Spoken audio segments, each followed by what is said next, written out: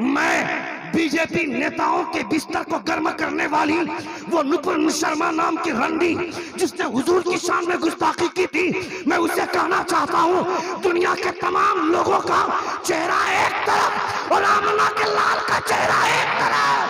नारे तकबीर, नारे रिसालत। फ़क़ुसिल क़सस लअल्लहुम यतफ़क्करून। आमन्तु बिल्लाहि सदक़ल्लाहुल अज़ीम व सदक़ रसूलुहुन नबियुल अमीनुल मतीनुल करीम व नहनु अला ज़ालिका लमिनश शाहिदीन वश्शाकिरीन वल्हम्दुलिल्लाहि रब्बिल आलमीन। बावाज़ बुलंद दुरूद शरीफ का नजराना पेश करें। अल्लाहुम्मा सल्ली अला सय्यिदिना शफ़ीना हबीबिना व नबिय्यिना मौलाना मुहम्मदिन व बारिक व सल्लिम सलातन व सलामन अलैका या रसूल अल्लाह सल्लल्लाहु तआला अलैहि वसल्लम। आवाज़ भी रिटर्निंग वाली आवाज़, रिटर्निंग से मतलब रिपीटेशन नहीं, ये जो हम लोगों को जो आवाज़ मिल रही है बाहर आवाज़ बहुत ज़्यादा खूबसूरत करने की ज़रूरत नहीं। जो लोग घूम रहे हैं उनको तकरीर सुना के क्या होगा, जो यहाँ बैठे हैं उनको सुनाना है ना। जोर से बोलें सुभान अल्लाह।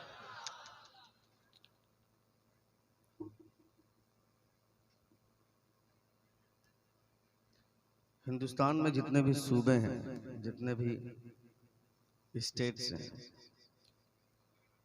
उन तमाम सूबों में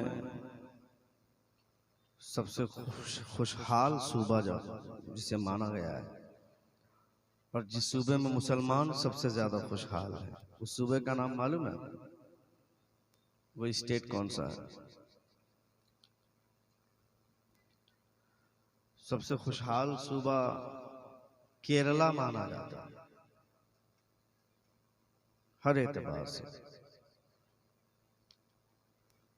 गैर मुस्लिम तो हर सूबे में अच्छे हैं, खुशहाल, चूंकि उनको हर तरह के सपोर्ट्स मिलते हैं, मगर मुसलमानों को सपोर्ट नहीं मिलता।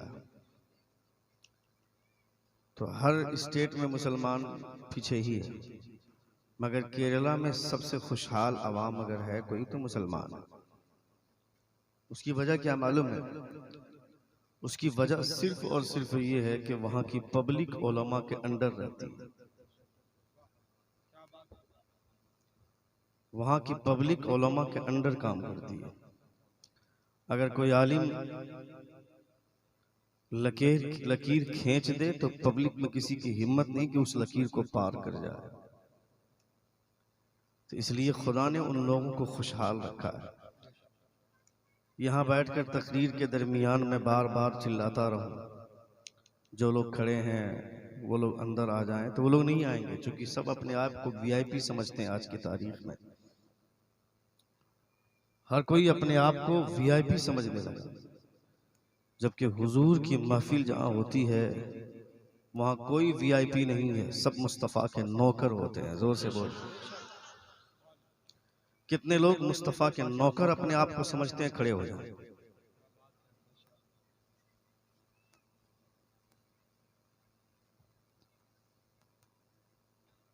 और जितने लोग मुस्तफ़ा के नौकर अपने आप को समझते हैं वो करीब आकर के इधर सामने आए। उधर जो लाइन लगा के बैठे हुए इधर आइए भाई मेरे। मैं सबको नहीं बोल रहा, सिर्फ मुस्तफ़ा के नौकरों से बात कर रहा हूँ, जो हुजूर के नौकर हैं और जो अपने आप को वीआईपी समझते हैं वो बाहर ही रहें, उनकी जरूरत नहीं है। इस महफिल में हुजूर के नौकरों की जरूरत है। जोर से बोलें सुभान अल्लाह। नबी कौनैन सल्लल्लाहु तआला अलैहि वसल्लम। आप लोग खड़े रहें। अभी देखिए पीछे बहुत सारे लोग आ रहे हैं अल्हम्दुलिल्लाह, जिनके एहसासात जिंदा हैं, हसास लोग हैं, बाशऊर लोग हैं। अल्लाह रब्बुल इज़्ज़त सबों के एहसासात को सलामत रखे। बैठ जाए, तशरीफ रखें। अल्हम्दुलिल्लाह, रसूल दी वक़ार सल्लल्लाहु तआला अलैहि वसल्लम का बेपनाह शुक्र एहसान है कि हम और आप मुस्तफ़ा जान रहमत सल्लल्लाहु तआला अलैहि वसल्लम की महफिल में हाजिर हैं। अल्लाह रब्बुल इज़्ज़त हम तमामों की हाज़िरी को कबूल फरमाए। जोर से आमीन कहें। मेरे बाद नाते नबी सल्लल्लाहु ताला अलैहि वसल्लम और मनक़बत खानी का एक तवील दौर चलने वाला है। दरमियान में इस फ़कीर की गुफ्तगू आ रही है। मैं तमाम नौजवानों को मुबारकबादी पेश करता हूँ जिन्होंने इतना खूबसूरत डेकोरेट किया है, इस प्रोग्राम को इतने अच्छे ढंग से सजाया है। अल्लाह रब्बुल इज़्ज़त सबों की मेहनत को कबूल फरमाए।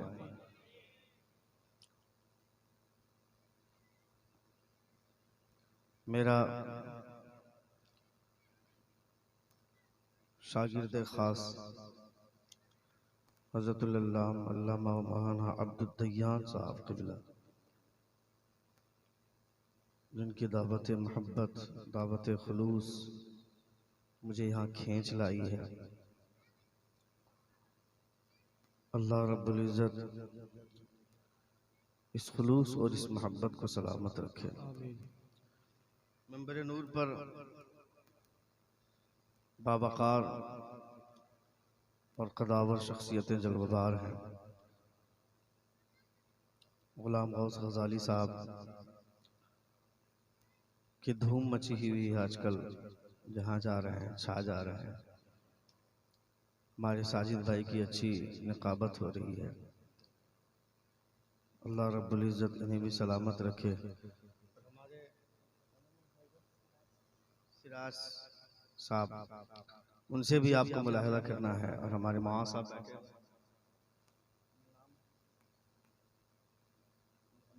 जाबिर हुसैन साहब माशाअल्लाह, बड़े हसास और बहुत नाजुक तबीयत के माँ जाबिर साहब क़िबला हैं।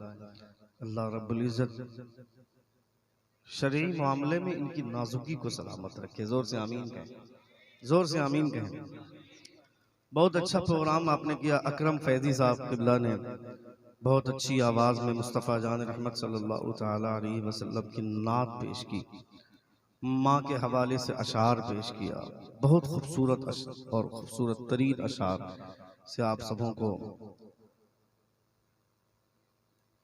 के सामने पेश किया, आपने मुलाहिज़ा फरमाया। थोड़ी देर के लिए फ़कीर आपके समाअतों के हवाले एक बार जोर से पूरा मजमा अपने दोनों हाथों को फिजा में लहरा कर कहें या रसूल अल्लाह, और एक बार कहें या हबीब अल्लाह। सुनिए, उड़ीसा वालों की जो शान है, जलसे में बैठने, जलसे में बैठ करके जलसा सुनने के हवाले से जो उड़ीसा की खुसूसियत रही है, वो खुसूसियत बाकी रहनी चाहिए। आपके एहसासात बाकी रहे।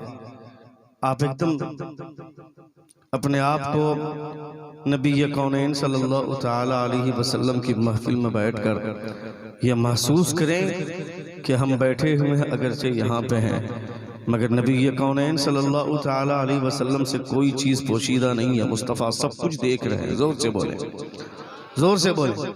रसूल ज़िबकार सल्लल्लाहु ताला अलैहि वसल्लम से कोई चीज़ पोशीदा नहीं है। मुस्तफ़ा सब कुछ देख रहे हैं।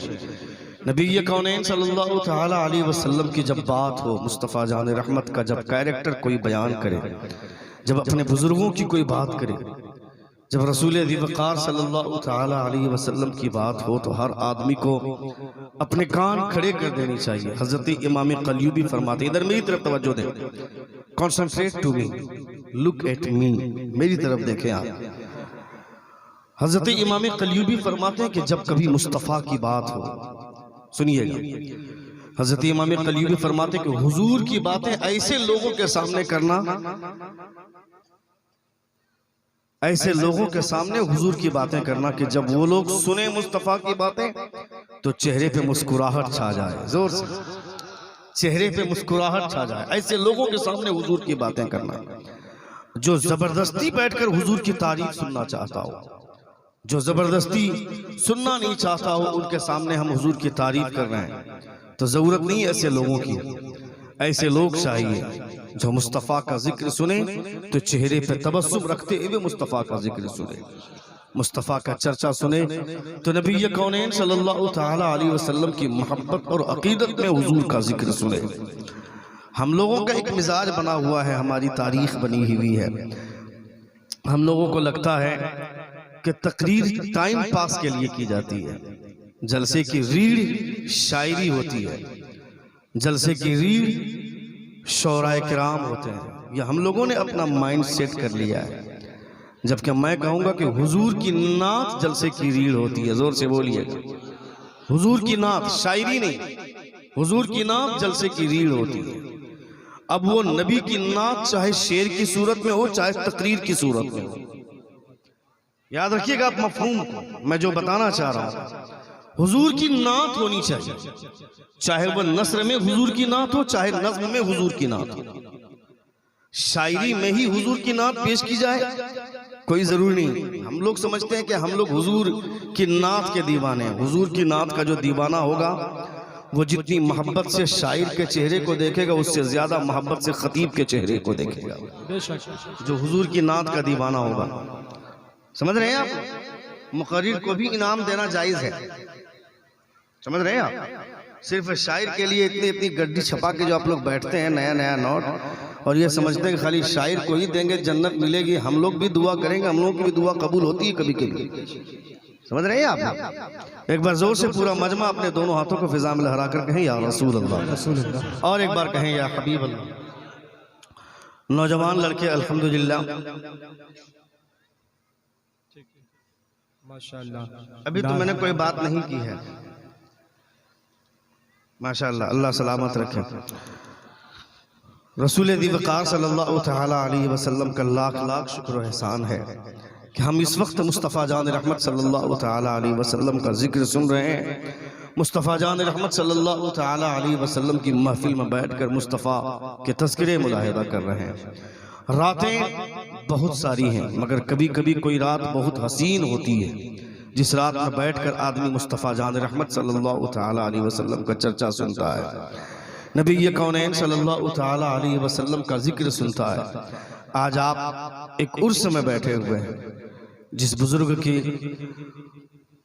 नाम से आपने इतनी बड़ी महफिल सजाई है, इतने बड़े जलसे का इनेकाद किया है। अल्लाह रब्बुल इज़्ज़त का फजल हो जाए, आप बुजुर्गों का फैज़ान से अपने आप को माला माल कर लें। जलसे का असल मकसद यही होता है। नबी ये कौनैन सल्लल्लाहु तआला अलैहि वसल्लम की महफिल में बैठकर आदमी को मुकम्मल तौर पर बेदारी का सबूत देना चाहिए और ये एहसास करना चाहिए कि हम यहाँ जिस अंदाज में भी बैठे हैं, मेरे मुस्तफ़ा सब कुछ देख रहे हैं। जोर से बोलिए, मुस्तफ़ा जान रहमत सल्लल्लाहु तआला अलैहि वसल्लम हमारे हरकात और सकनात से वाकिफ़ हैं। जैसी हरकतें आजकल सुन्नी लोग करते हैं जलसों में, ये हरकतें उन लोगों को करनी चाहिए जिन लोगों का ये अकीदा है माअल्लाह कि मुस्तफ़ा मरकर मिट्टी में मिल गए। हमारा तो ये अकीदा है कि मुस्तफ़ा हमारी हर एक बात से बाखबर है। मुस्तफ़ा कोई चीज़ ऐसी नहीं जो मुस्तफ़ा नहीं जानते। नबी ये कौनैन सल्लल्लाहु तआला अलैहि वसल्लम जबल उहुद पर अपना पाँव रखते हैं, वो पहाड़ कांपने लगा। मुस्तफ़ा ने जैसे ही अपना पाँव रखा, सुनिए, जैसे ही पाँव रखा वो पहाड़ कांपने लगा। हुजूर फरमाते हैं, हाज़ा जबलुन उहुदुन युहिब्बुना व नुहिब्बुहु, ये जबल उहुद है, ये हमसे मोहब्बत करता है, हम इससे मोहब्बत करते हैं। रावी का बयान है कि पहाड़ कांपने लगा, मगर इश्क की जबान ये कहती है कि पहाड़ कांपने नहीं लगा, पहाड़ इश्क में झूमने लगा। हुजूर ने अपना पाँव रखा तो मुस्तफ़ा जान रहमत सल्लल्लाहु तआला अलैहि वसल्लम के पाँव की नरमी और लताफत की वजह से वो पहाड़ झूमने लगा। नबी फरमाते हैं, ये पहाड़, ये उहुद का पहाड़ है, ये हमसे मोहब्बत करता है, हम इससे मोहब्बत करते हैं। मैं पूछता हूँ, नबी ये कौनैन सल्लल्लाहु तआला अलैहि वसल्लम से वो पहाड़ मोहब्बत करता है? पहाड़ ने कहा नहीं, ए मुस्तफ़ा हम आपसे मोहब्बत करते हैं। मेरा विजदान कहता है कि नबी ये कौनैन सल्लल्लाहु तआला अलैहि वसल्लम, कोई पहाड़ अगर मुस्तफ़ा से मोहब्बत करे तो मुस्तफ़ा ये जानते हैं, तो यहाँ बैठकर कोई मुस्तफ़ा का नाम लेगा तो मुस्तफ़ा बेखबर होंगे क्या? मेरा यकीन कहता है यहाँ बैठकर जितनी बार मुस्तफ़ा का नाम लेते हैं, कोई जाने न जाने आमना का लाल जरूर जानता है। नारे तकबीर, नारे रिसालत।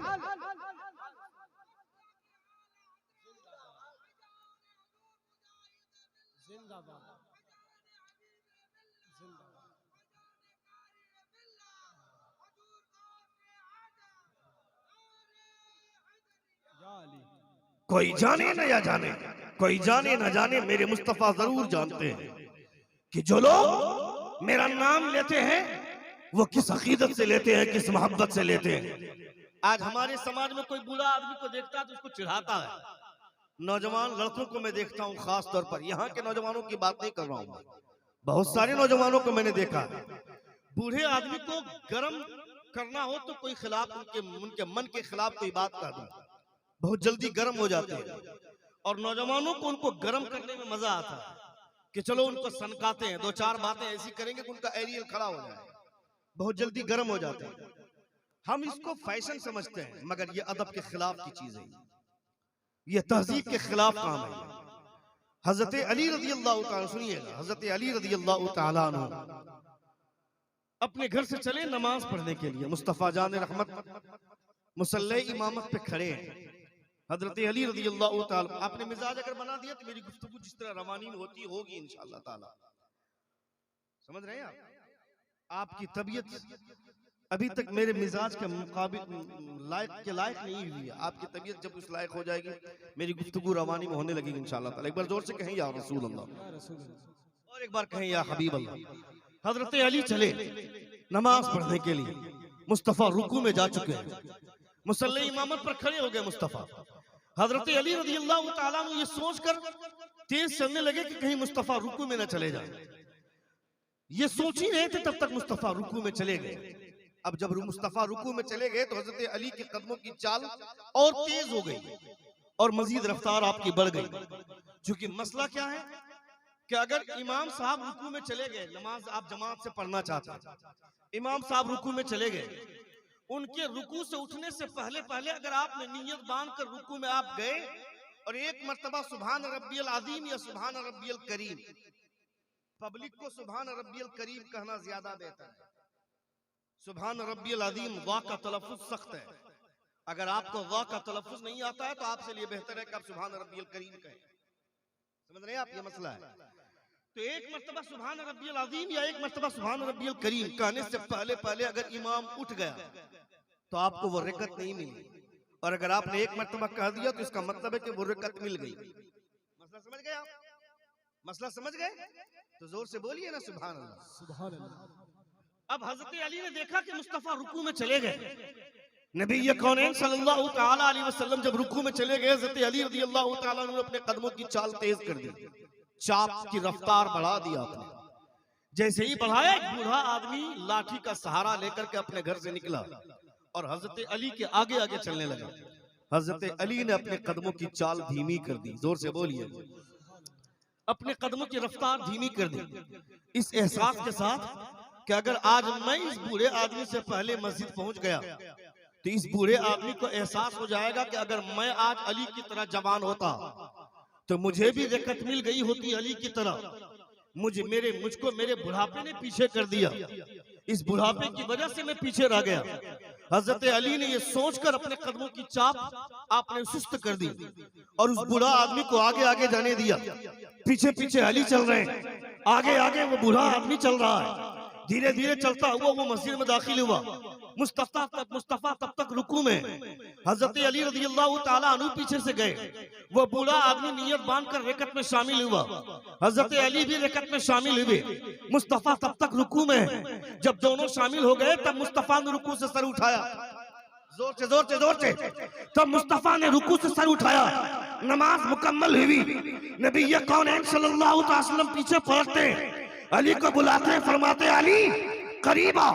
अली करीब गए, कहा अली और करीब आओ। अली और करीब गए, मुस्तफा फरमाते अली रिकत मिल गई थी ना, जोर से जोर से जोर से जोर से, अली रिकत मिल गई थी ना। हजरत अली फरमाते या रसूल अल्लाह, ऐसा कभी हुआ नहीं था, इतनी ताखीर आपने रुकू में कैसे की, ऐसा अब तक नहीं किए थे आप। मुस्तफा फरमाते अली तुमने आज एक बूढ़े आदमी के एहतराम में अपनी चाल धीमी कर दी, खुदा ने बुलबुले सिदरा को मेरी बारगाह में भेज दिया। कहा है मुस्तफा, अली ने आज एक बूढ़े आदमी का एहतराम किया है, इसलिए तब तक रुकू में सर न उठाए जब तक अली रकत में शामिल न हो जाए। वाह वाह, नारे तकबीर, नारे रिसालत, मसलके आला हजरत नारे हैदरी।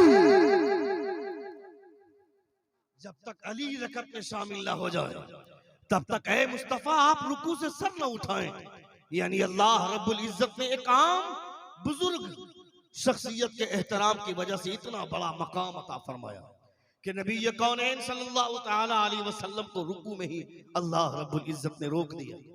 हमारे समाज में अगर कोई बूढ़े आदमी का एहतराम करता, हमारे समाज में अगर कोई बूढ़े आदमी का एहतराम करता, जिसका मतलब है कि उसकी तहजीब अच्छी है, उसका अखलाक अच्छा है, उसकी सोच अच्छी है।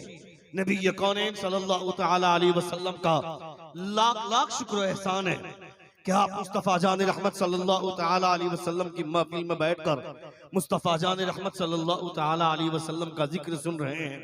उलमाए किराम तशरीफ फरमा है, आपके एहसासात बेदार हैं। अल्लाह रब्बुल इज्जत आपको सलामत रखे। एक बार जोर से अपने दोनों हाथों को फिजा में लहराकर कहें या रसूल अल्लाह, और एक बार कहें या हबीब अल्लाह। नबी कौनैन की महफिलों में बैठना अपनी किस्मत की बात है। हुजूर की महफिल में हर कोई नहीं बैठना चाहता है। हुजूर की महफिल में आदमी बैठना चाहे भी तो नहीं बैठ पाता है, मगर जिसका इंतखाब हुजूर फरमा लेते हैं। इशारा तो मदीने से ही होता है ना, यहाँ तो हम और आप सोच सकते हैं, मगर जो फाइनल डिसीजन है वो मेरे मुस्तफा का डिसीजन है। जोर से बोलिए, फाइनल डिसीजन मेकर अगर कोई है तो मेरे मुस्तफा की जात है। नबी ना चाहे तो कुछ भी नहीं होगा। मेरे मुस्तफा चाहते कि कौन मेरी महफिल में आकर बैठेगा, कौन मेरी महफिल में आकर के मेरा जिक्र सुनेगा, वरना हर किसी को बैठना मुकद्दर में नहीं होता है। नौजवान हजरात जब हुजूर की महफिल में बैठते हैं, हर आदमी को ये एहसास होना चाहिए, हर नौजवान को ये एहसास होना चाहिए। नौजवानों ने बहुत बड़े बड़े कारनामे अंजाम दिए। आज से पहले की तारीख अगर हम देखें तो नौजवानों के कारनामे को जब देखते हैं तो हैरत होती है। जिन लोगों ने बड़े बड़े कारनामे अंजाम दिए, मुस्तफ़ा जान रहमत सल्लल्लाहु तआला अलैहि वसल्लम की महफिल में आज जो नौजवान बैठे हुए हैं, इनके एहसासात भी खुले हुए हैं। अल्हम्दुलिल्लाह बड़ी हसास तबीयत के मालिक है। अल्लाह रब्बुल इज्जत सबों के जज्बात को सलामत रखे। जोर से आमीन कहें। नबी कौनैन सल्लल्लाहु तआला अलैहि वसल्लम की महफिल में हजरत हुजूर सैयदना गौसे आजम फरमाते हैं, जब तक मैं नहीं चाहता हूँ कोई मेरा नाम नहीं ले सकता है। यानी हुजूर गौसे आजम की मर्जी होती है तब कोई गौसे आजम का नाम लेता है। यहाँ तो मुस्तफ़ा का चर्चा हो रहा है, यहाँ तो मुस्तफ़ा के जिक्र की महफिल सजी है। यहाँ तो आमना का लाल रसूल दीवकार मोहम्मद रसूलुल्लाह सल्लल्लाहु तआला अलैहि वसल्लम की खूबसूरत बातें होने वाली है।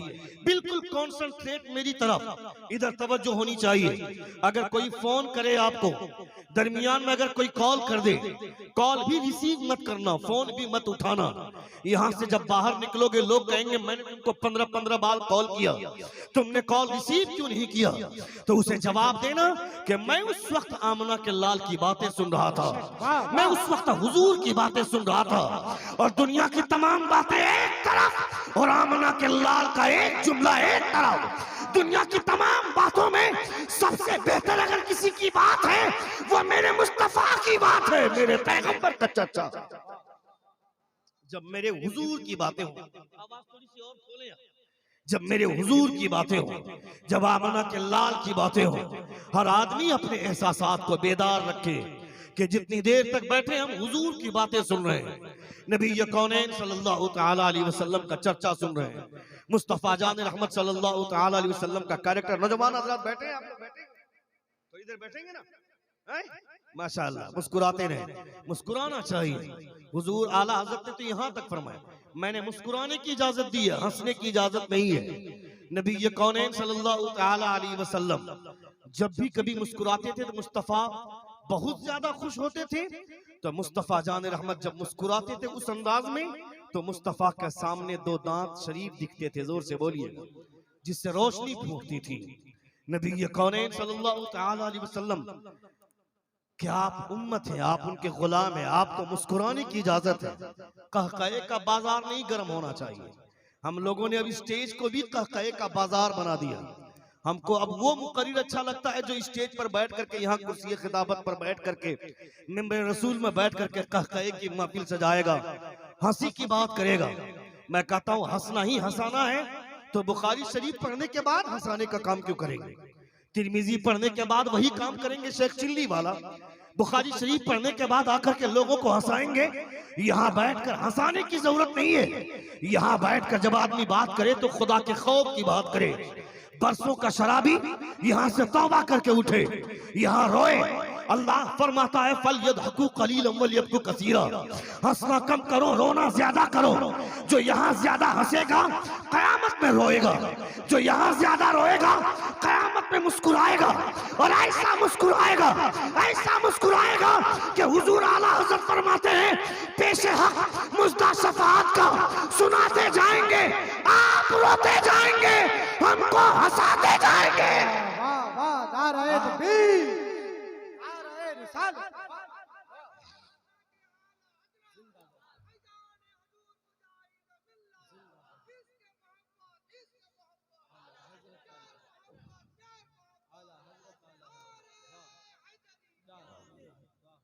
यहाँ बहुत ज्यादा हंसने की जरूरत नहीं है, यहाँ रोने की आदत डाली है। ये दुनिया, इस दुनिया में बैठकर कभी रोना सीखिए। कभी आपने अपनी बीवी की मोहब्बत में हम रोए, अपनी औलाद की मोहब्बत में रोए, अपने बेटे की मोहब्बत में रोए, अपने बाप की मोहब्बत में रोए, अपनी माँ की मोहब्बत में रोए। मगर कभी अब अल्लाह के प्यारे रसूल की मोहब्बत में रोना आया, कभी खुदा के खौफ में रोना आया। फिर किस काम की ये आंखें, किस लिए अल्लाह रब्बुल इज्जत ने ये आंख दी है? कभी एक मर्तबा भी दिन भर में अल्लाह रब्बुल इज्जत को याद करके मेरी आंख से आंसू का एक कतरा नहीं निकला। मुस्तफा को याद करके एक मर्तबा भी मेरी आंख से आंसू का एक कतरा नहीं निकला। लोग बोलते हैं कि मदीना जाते हैं, मदीना घूमने की चीज सिर्फ तफरीह के लिए नहीं है। मदीना जाने के बाद ये एहसास होता है कि मैंने जो अब तक जिंदगी गुजारी है उस जिंदगी से ही मुझको घिन आती है। यानी मदीना जाने के बाद एहसास होता है तकलीफें किसे बोलते हैं, कठिनाई किसे बोलते हैं, मशक्कत किसे बोलते हैं। जाकर देखें मुस्तफा जान रहमत की उन निशानियों को जिसको आप जबल सौर बोलते हैं। मुस्तफा जान रहमत ने हिजरत की रात में क़याम किया था उस गारे सौर में। उस पहाड़ पे जब हम लोग चढ़े, हम जैसे जवान लोग, मुबारक हुसैन मुबारक साथ में थे, हम लोग ये इरादा करके चढ़ते थे कि अब की जब तक आधा घंटा ऊपर नहीं चढ़ेंगे तब तक बैठने का नाम नहीं लेंगे। मगर हर 10 मिनट के बाद बैठना पड़ता था, हालत खराब हो जाती थी। 3.5 घंटे लगे ऊपर चढ़ने में। मैं कहता हूं मेरी जवानी किस काम की? 3.5 घंटे में हम अकेले चढ़ रहे तो नहीं चढ़ पा रहे हैं, और हिजरत की रात में मुस्तफा को कांधे पर बैठा कर अबू बकर सिद्दीक ऊपर चढ़े। नारे तकबीर, नारे रिसालत। हम किस काम के? हमारी जवानी, हम इतराते हैं अपनी जवानी पर, हम ये घमंड करते हैं, गुरूर करते हैं। मेरी उम्र 30 साल है, मेरी उम्र 40 साल है, मैं 25 साल का लौंडा हूँ, मैं 35 साल का जवान आदमी हूँ, मेरे से कोई पीछे सकने वाला नहीं है। मेरी ताकत बहुत ज्यादा है, मगर इतनी ताकत रखने के बावजूद 3.5 घंटे में उस पहाड़ पे चढ़ते हैं। मगर मुस्तफा जान रहमत सल्लल्लाहु अलैहि वसल्लम को सिद्दीक़ अकबर उस उम्र में अपने कांधे पर बैठा कर मुस्तफा को चढ़े थे। इश्क तो उसे बोलेंगे हम। जोर से बोलिए, जोर से बोलिए, जोर से बोलिए। सच्चा प्यार तो इसे बोलेंगे। हम तो साफ बनी बनाई बिरयानी खा रहे हैं, हम तो बने बनाए पुलाव खा रहे हैं, हमको एहसास नहीं है। मेरे बाप का नाम अब्दुल गफूर है तो मेरा भी नाम अब्दुल रहीम पड़ गया। मेरे बाप का नाम अब्दुल जब्बार था तो मेरा भी नाम अब्दुल जब्बार पड़ गया। मेरा भी नाम अब्दुल शकूर है, मगर मैं आजाद फिरता हूँ, मुझे कोई रोकने वाला नहीं, कोई टोकने वाला नहीं। मेरे घर का एक छोटा सा बच्चा 5 साल की उम्र का अपनी गली, अपने मोहल्ले में नाले के किनारे खड़ा होकर खड़े खड़े पेशाब करता है, उसे कौन टोकेगा? उसको टोकने के लिए जाते हैं तो उसका बाप पीछे से खड़ा हो जाता है, मौलाना अभी बच्चा है ये, अभी खड़ा होकर पेशाब कर रहा है, जब बड़ा हो जाएगा तो सीख जाएगा। मैं कहता है जालिम, बड़ा होकर सीखेगा नहीं, बड़ा होकर तुझे लात मारेगा, बड़ा होकर तुझे जूता मारेगा। उसे आज सिखा ताकि वो आगे चल के ये जान ले कि मेरे बाप ने मुझे समझाया था बैठ कर इस्तिंजा करना मेरे मुस्तफा की सुन्नत है।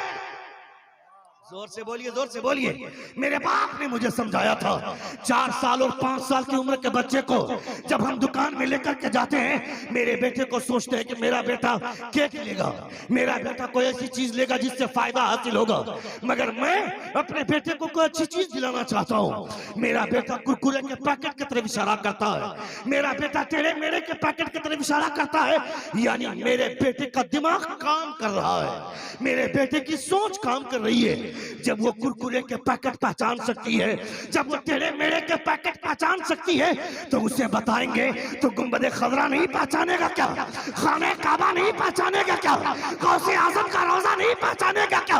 उसे आज बताओ, इसे खाने काबा बोलते हैं, इसे गुंबद खजरा बोलते हैं। अभी तस्वीर में देख रहा है, कल जब जवान हो जाएगा, जमीन बेच कर भी जाना पड़े तो जब तक मदीना नहीं देख ले उसे चैन नहीं मिले।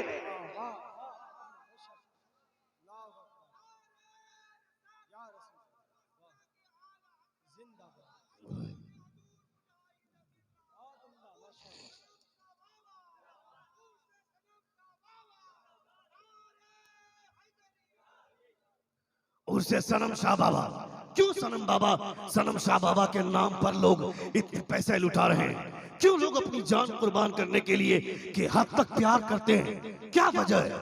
जब कोई बुजुर्ग अल्लाह रब्बुल इज्जत के खौफ में, खुदा के खौफ और खुदा की खशियत की भट्टी में जब अपने आप को पकाता है, वो दुनिया में रहे न रहे, उनके मानने वाले दुनिया में उनके नाम लेते रहते हैं, उनके चर्चे करते रहते हैं। कौन है? मुजाहिदे मिल्लत। मुजाहिदे मिल्लत के पर्दा किए हुए 40 साल हो गए, मगर आज भी इस जमीन के ऊपर मुजाहिदे मिल्लत का नाम लिया जाता है तो दीवानों के सीने धड़कने लगते हैं, दीवानों के कलेजे दहलने लगते हैं कि चलो ये मेरे मुर्शिद का नाम लिया जा रहा है, मुजाहिदे मिल्लत का नाम लिया जा रहा है। मुजाहिदे मिल्लत ने जब मुजाहिदे मिल्लत ने जब अरब की वादियों में अपने गुलामों के एहसासात को जिंदा रखा और अपने गुलामों को भूला नहीं, तो उनका गुलाम उनके चले जाने के बाद कैसे भूलेगा? जोर से बोले, जोर से बोली। सुन रहे? पूरा मजमा सुन रहा है? पीछे वाले लोग भी सुन रहे हैं क्या? कितने लोग सुन रहे? जरा हाथ उठाकर कहें या रसूल अल्लाह, और एक बार कहें या हबीब अल्लाह। नबी ये कौनैन सल्लल्लाहु अलैहि वसल्लम की महफिल में जब आप बैठे तो आप ये सोच कर बैठे कि यहाँ बैठते हम हैं, मगर मेरे मुस्तफा सब चीज देख रहे हैं, सारी चीजों को मुशाहिदा।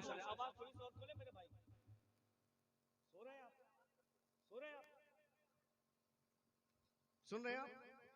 बातें अच्छी लग रही है? माशाअल्लाह, अल्लाह रब्बुल इज्जत सलाम। हाँ परफेक्ट है, यही रहने दीजिए। एक बार जोर से कहें या रसूल अल्लाह, और एक बार कहें या हबीब, फिर कम कर दिए। असल में हम लोगों को रोज बोलना रहा था, इसलिए हम लोगों की तवज्जो रहती है बार बार माइक पर, इसलिए जरा सी परेशानी होती है। अल्हम्दुलिल्लाह आपका साउंड बहुत अच्छा बज रहा है, बहुत अच्छा सिस्टम है। अल्लाह रब्बुल इज्जत आप को सलामत रखे, इस साउंड को सलामत रखे। मुझे नहीं मालूम साउंड का नाम क्या है? मिल्लत साउंड क्या? मिल्लत साउंड टिकली मोहल्ले का नाम है, धामनगर शरीफ। सुभान अल्लाह, फिर तो कहना ही नहीं, जोर से बोलिए। वो तो हमारे मुर्शिद की बारगाह है, जोर से बोलिए। धामनगर शरीफ। आज आप उड़ीसा वाले तो धामनगर को बाद में जाने, मगर धामनगर की शोहरत पहले पूरे हिंदुस्तान में नहीं बल्कि पूरी दुनिया में फैल गई, तब उड़ीसा वाले जान पाए। धामनगर की इज्जत अजमत हुजूर मुजाहिद मिल्लत अलैहि रहमान ने इतने बड़े बड़े कारनामे अंजाम दिए हैं, इतनी बड़ी बड़ी कार्रवाई हुजूर मुजाहिद मिल्लत अलैहि रहमतुल रिजवान की शरीयत के हवाले से जहां जाते थे आप चारपाई बिछाकर, कोई जरूरी नहीं था कि स्टेज बहुत शानदार सजाया जाए। मुजाहिद मिल्लत ने इसकी ख्वाहिश कभी नहीं की थी। हम लोगों ने अपनी सोच में स्टैंडर्ड लाया है कि स्टेज खूबसूरत होना चाहिए, डेकोरेशन अच्छा होना चाहिए। क्यों भाई?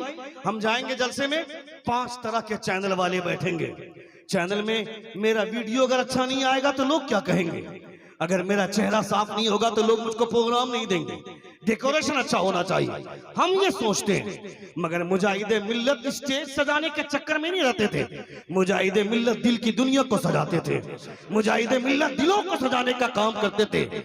इसलिए खेत में भी चारपाई बिछाकर हुजूर मुजाहिदे मिल्लत गुफ्तगू करनी शुरू कर देते थे और लोगों के एहसासात में मुस्तफा के इश्क का रंग घोलते थे कि अगर ये लोग मुस्तफा के सच्चे आशिक बन जाएंगे तो मेरी पूरी जिंदगी की मेहनत वसूल हो जाएगी। ये कोशिश रहती थी।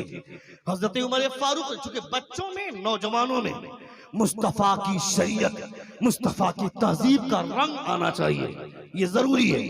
बचपन सीखने का जमाना होता है, बुढ़ापा फसलें काटने का जमाना होता है। उस वक्त कमर की हड्डियां जवाब देने लगती हैं। अगर आदमी सजदा भी करना चाहेगा तो सही ढंग से सजदा नहीं कर सकता है, मगर जवानी में ही आदमी असल इबादत का मजा लेता है। रुकू भी करेगा तो सही रुकू करेगा, सजदा भी करेगा तो सही सजदा करेगा, कादे में बैठेगा तो सही ढंग से बैठेगा। यानी उस वक्त की जवानी की जो इबादत होती है, उस जवानी की इबादत का रंग अनोखा रंग होता है। जवानों को इबादत के मजे अपनी जवानी में लेने चाहिए थे। नबी कौनैन सल्लल्लाहु तआला अलैहि वसल्लम का नाम लेने वाला, मुस्तफा का कलमा पढ़ने वाला, जुमे की नमाज पढ़ने के लिए मस्जिद में जाता है और जुमे की नमाज पढ़कर मस्जिद से निकलता है और इमाम साहब को पूछता है, इमाम साहब इंडिया का स्कोर कितना हुआ, धोनी ने कितना स्कोर किया, जहीर खान ने कितना विकेट लिया, मोहम्मद शमी ने कितना विकेट लिया। मैं इन बेवकूफ छोकरों से कहना चाहता हूँ, कौन है जहीर खान, कौन है मोहम्मद कैफ, कौन है वो धोनी, कौन है वो सामी, वो तुम्हारा नाम तक नहीं जानता है, मगर मदीने में इंसान लेटा हुआ है, तुम उन्हें याद करो ना करो, 24 घंटे मुस्तफा तुम्हें याद किया करते हैं, 24 घंटे मुस्तफा तुम्हारे बारे में सोचा करते हैं। बेशक बेशक तुम्हें सोचना चाहिए तो मुस्तफा के बारे में सोचना चाहिए। तुम्हें अगर याद करना चाहिए तो कभी कभी अपने हुजूर, अपने महबूब को याद करना चाहिए। जो मेरे मुस्तफा पूरी जिंदगी मुझे याद करें, हम मुस्तफा को कैसे याद नहीं करें। हम जवान हैं, हमें इस बात का एहसास होना चाहिए। हमारे समाज में, अगर हमारी तहजीब में अगर नौजवानों की ये सोच हो जाए, मस्जिद से निकलकर इमाम साहब को ये नहीं पूछना चाहिए इमाम साहब से कि इंडिया का स्कोर कितना हुआ, इमाम साहब से पूछना चाहिए, इमाम साहब मैंने रुकू ऐसा किया है, बताइए मेरा रुकू ठीक हुआ कि नहीं। समझ रहे हैं आप?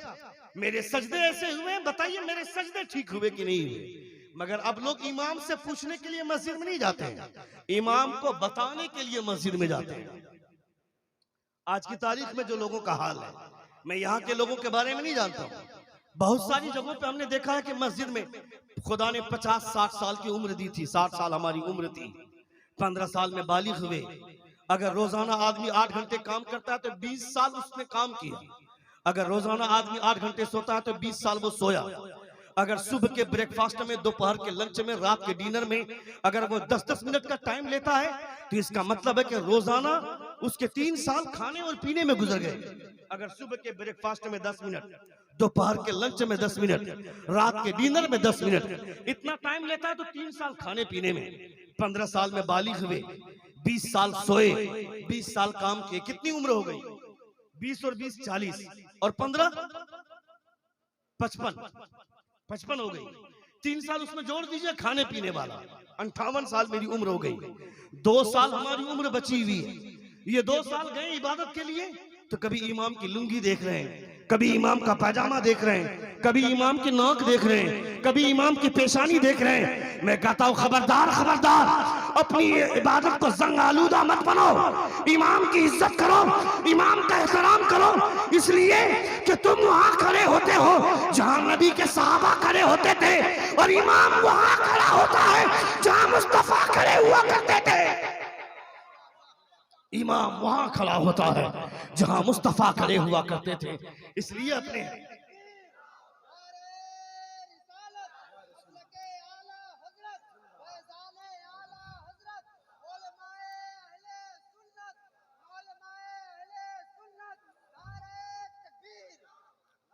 हम वहां खड़े होते हैं जहां हुजूर के सहाबा खड़े होते थे, और हमारा इमाम वहां खड़ा होता है जहां पे हुजूर मुस्तफा जाने रहमत खड़े हुआ करते थे, मेरे पैगंबर खड़े होते थे। तो इमाम की इज्जत बहुत बड़ी है, इमाम की हैसियत बहुत बड़ी है। ये मत सोचे कि हम इमाम को तनख्वाह देते हैं, बल्कि ये सोचे कि इमाम की वजह से खुदा हमें रोजी खिला रहा है। जोर से बोलिए, इमाम के सदके में, उलमा के सदके में। हुजूर फरमाते हैं, मुस्तफा जान रहमत का इरशाद सुन रहे हैं आप? कितने लोग सुन रहे हैं? जरा हाथ उठाकर कहें या रसूल अल्लाह। बातें अच्छी लग रही है? कितने लोगों को अच्छी लग रही है? जरा जोर से कहें या हबीब अल्लाह। एक बार कहें या गौस, या गौस, या गौस। अल्लाह रब्बुल इज्जत के प्यारे रसूल सल्लल्लाहु अलैहि वसल्लम की महफिल में जब आदमी बैठे तो बिल्कुल कान खड़े करके सुने कि साहब मेरे मुस्तफा की बात हो रही है, मेरे हुजूर की बातें हो रही हैं। नौजवानों में इस तरह का रंग आना बहुत जरूरी है। तहजीब, मेरे घर का कोई बच्चा अगर खड़ा खड़ा पेशाब कर रहा है, हमें अफसोस होना चाहिए। उसको देख करके हम मुस्कुराए नहीं, हंसे नहीं, हमें अफसोस होना चाहिए कि मेरे समाज में इतनी गंदगी फैल गई कि मेरे घर का बच्चा खड़ा खड़ा पेशाब करेगा। आप घर में बैठकर खाना खा रहे हैं, आपके सर पे टोपी नहीं है, आपके 4 साल के घर का बच्चा, आपके घर का 4 साला बच्चा अगर आपको टोक करके बोल दे कि अब्बू जान सर पे टोपी लगा लीजिए, टोपी पहनकर खाना खाना हुजूर की सुन्नत है। जोर से बोलिए, जिस दिन आपके बच्चे ने आपको टोक दिया, समझ लीजिएगा कि मेरा खून सही तरबियत पा रहा है, मेरा खून सही रास्ते पर जा रहा है, मेरा खून सही रास्ते पर जा रहा है। और आपके घर में बैठकर आपकी बीवी खाना खा रही है, उसके सर पे दुपट्टा नहीं है, अगर आपकी बेटी टोक दे, समझ लेना कि मेरी तरबियत काम कर रही है, मेरी बेटी सही रास्ते पर जा रही है। मगर समाज जिस दलदल में डूबा है, न बाप के सर पे टोपी, न बेटे के सर पे टोपी, न माँ के सर पे दुपट्टा, न बेटी के सर पे दुपट्टा, दोनों अपनी जिंदगी तबाह करते हैं, दोनों अपनी जिंदगी को दलदल में डुबा रहे हैं। मैं कहता हूं खबरदार, खबरदार, रात के सन्नाटे में रहो या दिन के उजाले में रहो, कोई देखे ना देखे, ये एहसास करके बैठ जाना और बैठ करके मुस्तफा का नाम लेकर, मुस्तफा जाने रहमत की मोहब्बत में बैठकर अगर तुमने खाना खाया और अल्लाह रब्बुल इज्जत का नाम लिया, सर पे टोपी रख ली, तो अल्लाह रब्बुल इज्जत के प्यारे हबीब इरशाद फरमाते हैं, फितने के दिनों में कोई मेरी एक सुन्नत को जिंदा करेगा तो खुदा उसे 100 शहीदों के बराबर सवाब अता करेगा। 100 शहीदों के बराबर अल्लाह रब्बुल इज्जत सवाब अता करेगा। ये मेरे मुस्तफा फरमाते हैं।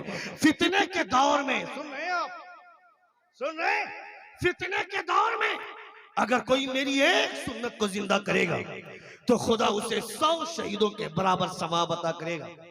कैसे जानेंगे कि ये फितने का दौर है? कैसे पहचानेंगे कि ये फितने का दौर है? मैं बताता हूं। फितने का दौर अगर जानना हो, उसकी पहचान है, जब बेटी अच्छा काम करना चाहे और रुकावट उसकी मां बने तो समझो कि ये फितने का दौर आ गया।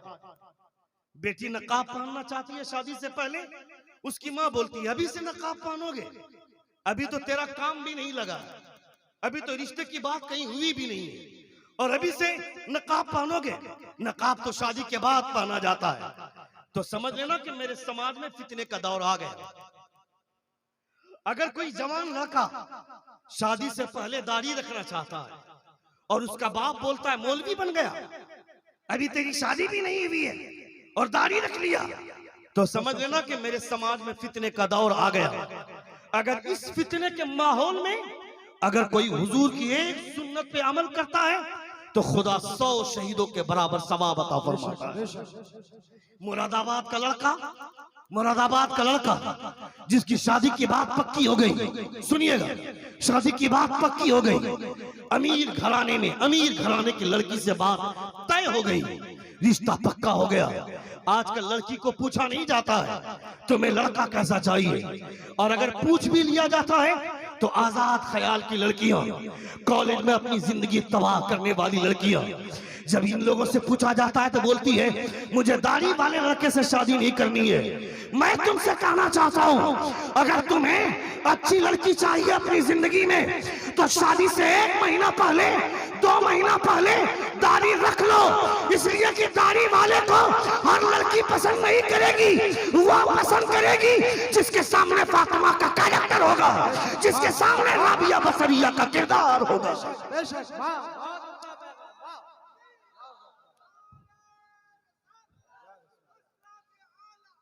जिंदाबाद। जिंदाबाद जिंदाबाद बहुत उम्दा पैगाम माशाअल्लाह। अगर तुम्हें अच्छी लड़की चाहिए तो शादी से 2 महीना पहले दाढ़ी रख लेना। दाढ़ी तो सन्ने बुलुगत के बाद ही कदर रख लेना चाहिए। मगर मैं अच्छी लड़की की बात कर रहा हूँ, क्योंकि अच्छी लड़की दाढ़ी वाली, खराब लड़की दाढ़ी वाले को पसंद ही नहीं करेगी। मैं अच्छी और बुरी लड़की का इंतखाब उसके हुस्न की वजह से नहीं कर रहा हूँ, उसके कैरेक्टर की वजह से।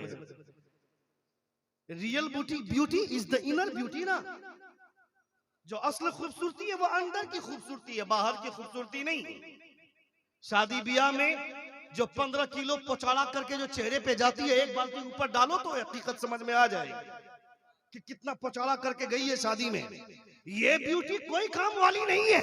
असल खूबसूरती तो अंदर की खूबसूरती कि अजान सुनने के बाद वो भी सोचे मैं फातिमा की कनीज हूँ। अजान सुनने के बाद टीवी नहीं, मुसल्ला चाहिए मुझको। बेशक वाह वाह। अजान के बाद टीवी नहीं, मुझे मुसल्ला चाहिए, जिसके सामने फातिमा का कैरेक्टर होगा, जिसके सामने हजरत खदीजा की सीरत होगी। इफ्तार बनाती है रमजान में, गर्मी देखना इन लोगों की, गर्मी देखना। जैसे चढ़ के बात करेगी, एक वक्त का खाना बना दे, दोपहर में ताखीर होने लगे, शौहर एक बात बोल दे तो देखना लगेगा सीने पे चढ़ के हुमच देगी। इतनी गर्मी पैदा कर देगी। तुमको चर्बी हो जाती है कि एक वक्त खाना बनाओ तब समझ में आएगा। सुबह भी बनाओ, दोपहर में भी बनाओ, रात में भी बनाओ। इनको 3 वक्त खाना बनाने में इनको चर्बी सूझती है। अपने शौहर को बोलती है, मैंने देखा है जबल नूर जहाँ पे इकरा बिस्मि रब्बिकल लज़ी खलक वाली आयत उतरी, उस पहाड़ पे चढ़े तो हम लोगों को चढ़ने में 2.5 घंटे लगे, मगर माँ खदीजा, हज़रत खदीजतुल कुबरा नबी के लिए दिन भर में 3 मरतबा ऊपर चढ़ती थी खाना लेकर। 3 मरतबा दिन भर में हुजूर के लिए खाना लेकर के चढ़ती थी। मोहब्बत तो वहां ना है। जोर से बोलिए, जोर से बोलिए। मोहब्बत तो वहां पे है ना, यहाँ तो सिर्फ मतलब है। यहाँ तो सिर्फ आदमी मतलब की बात करता है, मगर असल मोहब्बत की बातें वहां। कहा जा रहे बाबू, ए बेटा, what happened sir, what are you doing, have you met up, what would you like to say, phone.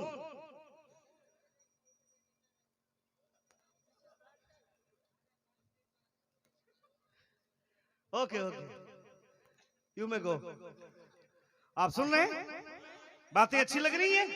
कितने लोगों को अच्छी लग रही है? जरा हाथ उठाकर कहे या रसूल अल्लाह, और एक बार कहे या हबीब अल्लाह। मोहब्बत तो वहां पे है ना। 3 मरतबा मुस्तफा के लिए उस पहाड़ पे चढ़ती थी खाना लेकर के। अब तो पाकिस्तान वालों ने मेहरबानी कर दी है। पाकिस्तान वालों ने पहाड़ को छेद करके, पहाड़ को खुरच कर वो ग्रिल लगा करके जरा चढ़ने में आसानियां पैदा हो गई। मगर अभी भी 2.5 घंटे लगते हैं चढ़ने में। मगर हजरत खदीजा 3 मरतबा हुजूर के लिए खाना लेकर के चढ़ती थी। अल्लाहू अकबर।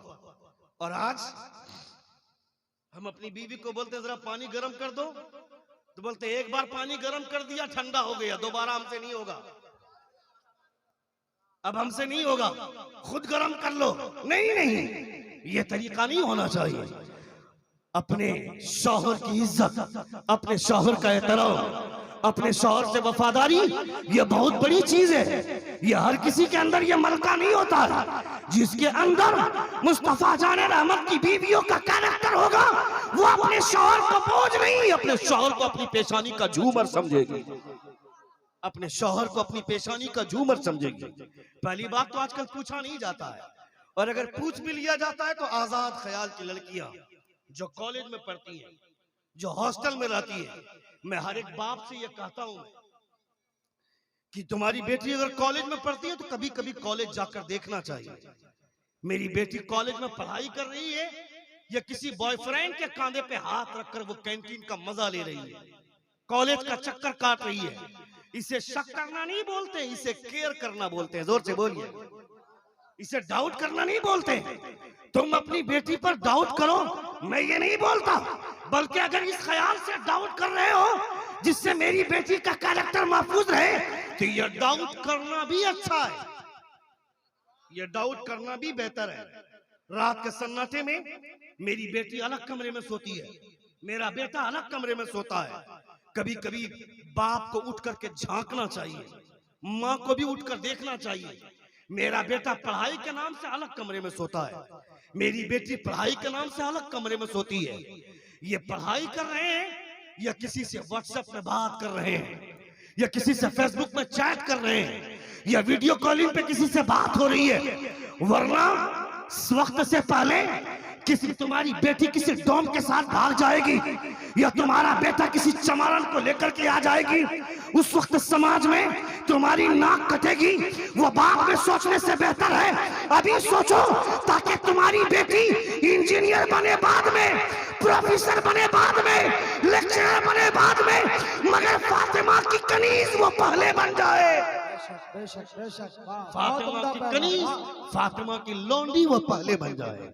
जिस दिन वो अपने आप को फातिमा की कनीज समझेगी, फिर उसके दिमाग में पैसे का नशा नहीं चढ़ा रहेगा, उसके दिमाग में मुस्तफा की सुन्नतों का नशा चढ़ा रहेगा। दो से बोलिए, अपने समाज में तहजीब आनी चाहिए, अपने समाज में बदलाव आना चाहिए। तकरीरें आदमी सुनता है, इस कान से सुनता है, इस कान से उड़ा देता है कि मौलाना लोगों के तो रोज का भाषण है, रोज का भाषण है। तुमको मौलाना की तकरीरें भाषण लगती है? यहाँ बैठकर आदमी अपने बाप की बात नहीं करता है, रसूल पाक की बात करता है। और जो हुजूर की बातें करता है, इस वक्त मेरी हैसियत बहुत बड़ी है, इस वक्त मेरा कद बहुत बड़ा है। मेरे सामने मेरा बाप भी हो तो मेरा बाप का भी कद मुझसे छोटा है। मैं अपने बाप के कदमों की धूल की बराबरी भी नहीं कर सकता हूँ, चाहे कोई कितना बड़ा शेख बन जाए, कितना बड़ा मुफ्ती हो जाए, मगर अपने बाप के कदमों की धूल की बराबरी भी नहीं कर सकता है। मगर इस वक्त मैं अपने बाप से बड़ा हूँ, इसलिए कि मैं इस वक्त वो कर रहा हूँ जो मेरे मुस्तफा किया करते थे। इस वक्त जो हुजूर करते थे मैं वो कर रहा हूँ, इसलिए मेरी हैसियत बड़ी है, मेरा कद ऊंचा है, मेरा स्टेटस बड़ा है। यानी सारी बुलंदियां हुजूर की वजह से। जोर से बोलिए। मदीने में चंद बच्चे बॉल खेल रहे थे, जैसे आजकल नौजवान बच्चे बॉल खेलते हैं। मोहल्ले में कोई छोटी सी जगह मिल जाती है, वहीं पर खेलने लगते हैं, और बॉल कभी उड़कर इस घर में, कभी उस घर में, कभी इस घर में। ऐसा होता है ना आपके यहाँ? जोर से बोलिए ना, होता है ना। मदीने में कुछ बच्चे बॉल खेल रहे थे। कुछ दूर में एक पादरी बैठा हुआ था, बॉल खेल रहे थे। खेलते खेलते वो बॉल उड़ी और उस पादरी के पास चली गई। पादरी को चोट लगी गालिबन, पादरी ने वो बॉल रख लिया। एक बच्चा गया, बॉल दे दीजिए, कहा नहीं देंगे। दूसरा बच्चा गया, बॉल दे दीजिए, नहीं देंगे। बच्चों का झुंड गया, पूरा ग्रुप गया कि शायद प्रेशर बने उस पर, बॉल दे दीजिए। पादरी ने कहा नहीं देंगे। उन बच्चों ने कहा सुनो, हम लोग मुस्तफा का कलमा पढ़ने वाले हैं। जोर से बोलिए, और जोर से, और जोर से। कहा हम सब मुस्तफा के कलमा पढ़ने वाले हैं, अब तो बॉल दे दीजिए। पादरी ने बॉल भी नहीं दिया और उसके बाद हुजूर को गाली दे दी। उन बच्चों को इतना गुस्सा आया, कहा सुनो, अपनी बात होती तो कुछ नहीं करते, मगर अब बात मामू से रिसालत की आ गई है, और अब बात मुस्तफा की अजमत की आ गई है। मैं बीजेपी नेताओं के बिस्तर को गर्म करने वाली वो नुपुर शर्मा नाम की रंडी, जिसने हुजूर की शान में गुस्ताखी की थी, मैं उसे कहना चाहता हूँ, दुनिया के तमाम लोगों का चेहरा एक तरफ और आमना के लाल का चेहरा एक तरफ। नारे तकबीर, नारे रिसालत, लब्बाइक लब्बाइक या रसूल अल्लाह, लब्बाइक लब्बाइक या रसूल अल्लाह, नारे तकबीर। तुम मुस्तफा पर उंगली उठाते हो जिस पैगंबर के सर से पांव तक कोई दाग नहीं है, वो मेरा पैगंबर कल भी लाजवाब था, आज भी लाजवाब है, और सुबह क़यामत तक लाजवाब रहेगा।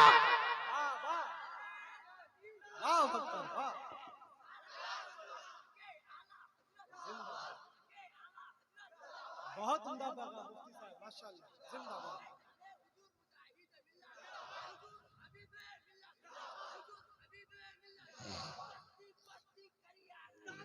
ताजु शरिया, ताजु शरिया।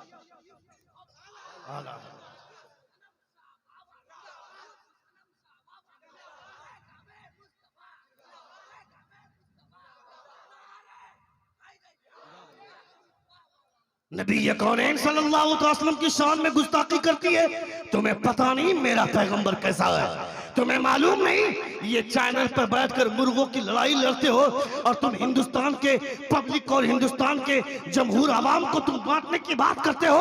मैं तुमसे कहना चाहता हूं, तुमने हुजूर का कैरेक्टर नहीं जाना, तुमने हुजूर की जिंदगी को नहीं देखा। जिन लोगों ने हुजूर की जिंदगी देखा वो मुस्तफा का खुतबा पढ़ने से रोक नहीं सकते। मुस्तफा जान रहमत का कैरेक्टर में इतनी सफाई है, इतना शफाफ है कि हुजूर आला हज़रत फरमाते हैं, लम याती नज़ीरु कफी नज़री मिसले दूना शुद्ध पैदा जाना, जगरात को ताज तोरे सरसो, ऐ तुझको शहे दूसरा जाना। ऐ मुस्तफा, मेरी नजरों ने आपसे ज्यादा हसीन और जमील किसी को नहीं देखा। हजरत हसन बिन साबित 10 कदम आगे निकल कर फरमाते हैं, वाह सन मिन कलम तरक़्क़तु ऐनी व अजमल मिन कलम तलिदिन निसा। अहमद रजा मुस्तफा जैसा किसी को देखेगा कैसे, जब आज तक किसी मां ने मुस्तफा जैसे बच्चे को जन्म ही नहीं दिया है। मेरे मुस्तफा बहुत उम्दा, माशाअल्लाह माशाअल्लाह।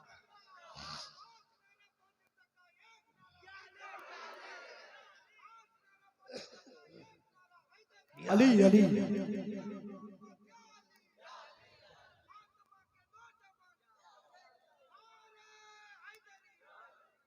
बलगल उला भी कमालिही कशफत दुजा भी जमालिही। He reached the highest of place by his perfection. He removed the darkness by his beauty. दुनिया के तमाम खूबसूरत चेहरे लाइट की वजह से चमकते हैं, मगर मेरे मुस्तफा का चेहरा अंधेरे में चमकता है। मेरे मुस्तफा का चेहरा अंधेरे में चमकता है। याद है ना तुमको रसूलपुर का जलसा, रसूलपुर जगत सिंहपुर का जलसा। अचानक लाइट गई तो स्टेज पे बैठे हुए हुजूर ताजुश शरिया का चेहरा चमक रहा है। जब ताजुश शरिया के चेहरे का ये आलम है तो मेरे मुस्तफा के चेहरे का आलम क्या होगा। नारे तकबीर, नारे रिसालत, मसलके आला हज़रत, इश्क मोहब्बत, इश्क मोहब्बत, प्यार मोहब्बत, प्यार मोहब्बत, बस्ती बस्ती करिया करिया, बस्ती बस्ती करिया करिया, फैज़ाने हुजूर मुजाहिद मिल्लत, फैज़ाने हुजूर मुजाहिद मिल्लत, उनसे मुक़द्दस हुजूर ताजुश शरिया, हुजूर आला हज़रत के पोते की चेहरे की लताफत और चमचमाहट का ये आलम है, तो मेरे मुस्तफ़ा के चेहरे की चमक का जवाब कौन दे सकता है। वो मेरे मुस्तफ़ा हैं। मेरे मुस्तफ़ा अंधेरे में भी चमकते हैं। मेरे मुस्तफ़ा उजाले में दुनिया चमकती है तो अपने चेहरे के लिए, मगर मेरे मुस्तफ़ा के कदमों की चमक की वजह से पूरी कायनात में उजाला छाया, पूरे जमाने में उजाला छाया। ये मेरे मुस्तफ़ा के कदमों की बरकतें। उन नौजवानों ने कहा कि मैं मुस्तफा का कलमा पढ़ने वाला, बॉल दे दीजिए, नहीं दिया और हुजूर को गाली दी। उन बच्चों ने इतना कूटा उस पादरी को, चला गया। जोर से जोर से जोर से। उन बच्चों ने इतना कूटा उस पादरी को कि पादरी जा चुका। कहां चला गया, कहां चला गया। हाँ जोर से, दुनिया से चला गया। ये मामला उमर फारूक की अदालत में पहुंचा। उमर फारूक की अदालत, हमारा जज खरीदा नहीं जाता है, हमारा वकील खरीदा नहीं जाता है। हमने देखा है हिंदुस्तान में जहां कोर्ट भी खरीदा जाता है, वकील भी खरीदा और बेचा जाता है, जज भी खरीदा और बेचा जाता है, मगर वो मदीने की अदालत है। हमने देखा है हिंदुस्तान में नीचे कोई मलबा भी नहीं मंदिर का, निशानी भी मस्जिद की। वह पहले मस्जिद ही आबाद थी, सारे दलाइल हमारे हक में है, मगर जमीन उसको चली गई। समझ में आ रहा है ना तुमको कहना क्या चाह रहा हूं मैं। ये अदालत, मगर उमर फारूक की बारगाह, अदालत Umar, chief justice of Medina. जोर से जोर से जोर से। हजरत उमर फारूक मदीने का सुल्तान, मदीने के सुल्तान हजरत उमर फारूक पर किसी ने मुकदमा दायर कर दिया। कहा कि उमर फारूक कपड़े आए थे सबके लिए बराबर, मगर हमारा जुब्बा छोटा हो गया, आपका जुब्बा लंबा कैसे हो गया। आपका जुब्बा लंबा कैसे हो गया, किसी ने मुकदमा दायर कर दिया। हजरत उमर फारूक आए कोर्ट में, अदालत में। इधर इधर मेरी तरफ देखें, डिस्टर्ब मत करिए बाबू, इधर देखें, मेरी तरफ देखें। अदालत में आए हुए कचहरी में जैसे ही चीफ जस्टिस ने देखा उमर फारूक को खड़े हो गए। क्यों भाई, अमीरुल मोमिनीन आ रहे। उमर फारूक फरमाते इस वक्त मैं खलीफे की हैसियत और अमीरुल मोमिनीन की हैसियत से नहीं आ रहा, इस वक्त मैं मुल्जिम हूँ, मुझ पर मुकदमा दायर हुआ है, तुम मुझे देखकर खड़े हो गए, इसका मतलब है कि तुम चेहरा देखकर फैसला करते हो, और जो चेहरा देखकर फैसला करेगा वो चीफ जस्टिस बनने के लायक नहीं है। यहाँ चेहरा देखकर नहीं, मुस्तफा की शरीयत की रोशनी में फैसला किया जाना चाहिए। उमर फारूक ने उस काजी को बदला और बदलकर दूसरा काजी फिट हुआ, तब अपना मुकदमा आपने दायर किया। वो मेरे उमर फारूक की अदालत में मामला पहुंचा। पादरियों का झुंड आया, ग्रुप आया, कहा मदीने के बच्चों ने मेरे एक पादरी को मार दिया है। जोर से बोलिए ना। मदीने के बच्चों ने यहाँ बैठकर सुभान अल्लाह इस्लाम जिंदाबाद का नारा लगाना अलग होता है, मगर करबला में तलवार चलाते हुए इस्लाम जिंदाबाद का नारा लगाना, ये तो अली असगर का कलेजा हो सकता है, ये तो अली अकबर का कलेजा हो सकता है, इमाम कासिम का एहसास हो सकता है। अभी आज से 1 साल पहले लोगों ने नारे लगाए, इस्लाम जिंदाबाद का नारा लगाया, मगर हमने देखा है एक ऐसी खातून को जब मुदस्सिर को रांची में जुलूस निकालते हुए उसके सीने पे गोली लगी, उसकी जान निकल गई, तो उसकी माँ सीना ठोक कर बोलती है मेरा बेटा चला गया तो क्या हुआ, इस्लाम जिंदाबाद था, इस्लाम जिंदाबाद है, इस्लाम जिंदाबाद रहेगा। नारे तकबीर, नारे रिसालत, मसलके आला हजरत, मजहबे इस्लाम, मजहबे इस्लाम, उर्से सनम शाह बाबा, नारे तकबीर।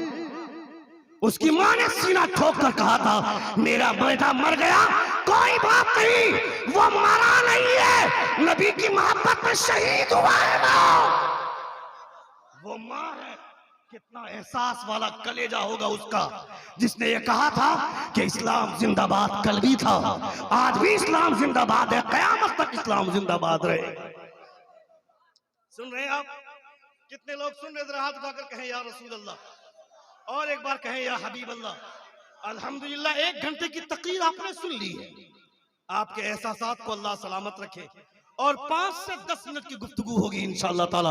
एक बार जोर से पूरा मजमा हाथों को लहराकर कहे या रसूल अल्लाह, और एक बार कहे या हबीब अल्लाह। हजरत उमर फारूक की अदालत में पहुंचा मामला, इधर देखिए कॉन्सेंट्रेट। उमर फारूक के पास मामला पहुंचा। उमर फारूक ने, पादरियों ने कहा कि तुम्हारे मदीने के छोटे छोटे बच्चों ने मेरे पादरी को मार दिया। हजरत उमर फरमाते सुनो, फैसला एक तरफ से नहीं होगा, बच्चों को बुलाया जाए, बच्चों को बुलाया जाए। बच्चे आए, बच्चों से पूछा गया क्यों मारा, बच्चों का जवाब सुनो। कहा हुजूर अमीरुल मोमिनीन, बॉल चली गई, नहीं दिया, कोई बात नहीं थी, हमने कहा हम हुजूर का कलमा पढ़ने वाले हैं, नहीं दिया, कोई बात नहीं थी। ये अगर हमें गाली दे देता चलता, हमारे बाप को गाली देता चलता, हमारी माँ को भी गाली देता चलता, मगर इसने हुजूर को गाली दी थी। ये हमारा ज़मीर कैसे बर्दाश्त कर सकता है, हमने मार दिया। आसानी के साथ बच्चे बोलते मार दिया। रावी का बयान सुनो। रावी कहते हैं कि जितना अच्छा उस दिन हजरत अली मुस्कुराए थे, उतना अच्छा आज तक हजरत उमर नहीं मुस्कुराए थे।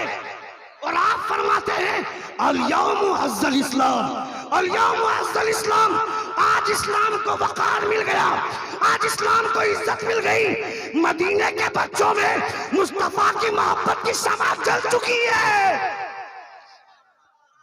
मदीनों के बच्चों में, मदीने के बच्चों में मुस्तफा की मोहब्बत की शमा जल चुकी है, इस्लाम को इज्जत मिल गई। यही तो चाहते थे मुस्तफा, यही तो चाहते थे हमारे सहाबा कि हुजूर की मोहब्बत का नशा हमारे बच्चों के दिलो दिमाग में चढ़कर बोले, चढ़कर बोले। और सिर्फ नारों की बुनियाद पर नहीं, कैरेक्टर की बुनियाद पर भी। सुन रहे हैं आप? कैरेक्टर की बुनियाद पर। मुरादाबाद का लड़का, मुरादाबाद का लड़का, उसकी शादी की बात पक्की हो गई।